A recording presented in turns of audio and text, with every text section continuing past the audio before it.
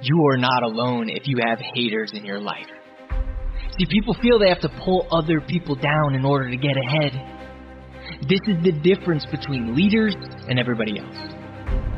When I was at Ole Miss trying to make it on the football team, to fulfill this one big dream that I had of playing college football at 5'7", 150 pounds, I had to learn how to overcome these people. I found that my biggest motivation was all the students that didn't believe me when I told them I was on the team. All the coaches, yes, coaches that would laugh at me. All the players that would laugh at me. I had a choice. I could allow them to control my life, or I can use it as motivation to get what I want. The antidote to haters is confidence.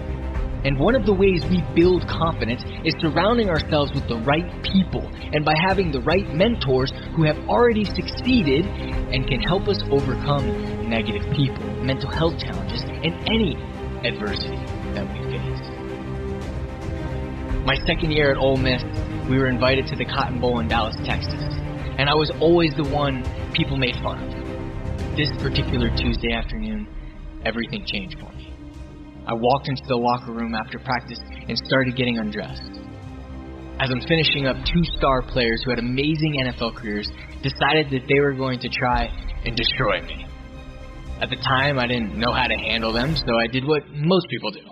I retaliated and tried to say something mean back, but that just made it worse. I tried to ignore them, and that didn't work, so more players started joining me. It was by far the most embarrassing day of my life. And finally, after about 10 minutes of agony, the coaches finally came in and everybody walked away. I was devastated, hurt, and angry. I didn't know what to do. I was on the borderline of quitting. But my mentor at the time caught me just before I did. He said, "Let me tell you something. I've dealt with tons of negative people. You think this is bad?" He said, "As you become more successful, it is only going to get worse and worse."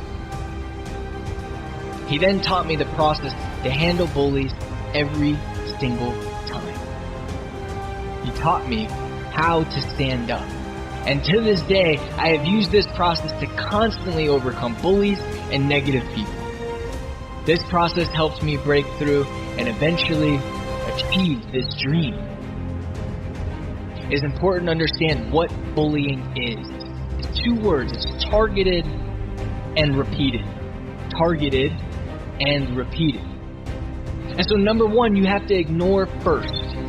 You have to ignore first so you can find out their intentions and make sure it is repeated.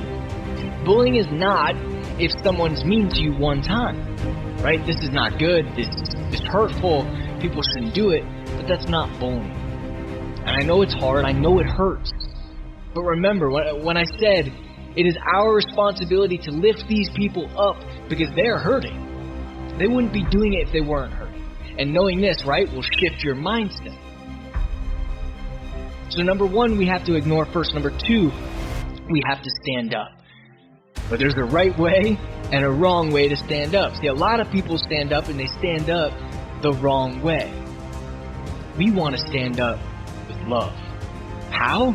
Again, it's simple. Not easy, but it's simple. Thank them.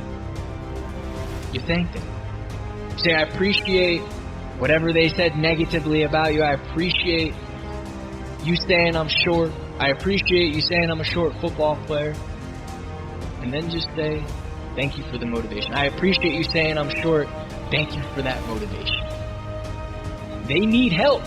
And you're helping them do that, right? I use this negativity as motivation. You use this to motivate you and to drive you instead of destroy you. It's one of the hardest things to do to say, hey, I appreciate that, but thank you for the motivation.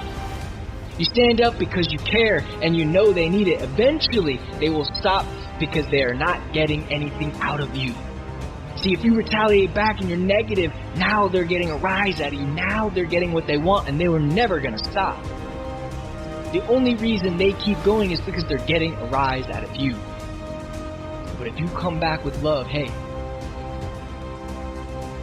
and you can achieve anything that you want. that fear of what people think about you, that fear of worrying what other people think, negativity, it won't matter.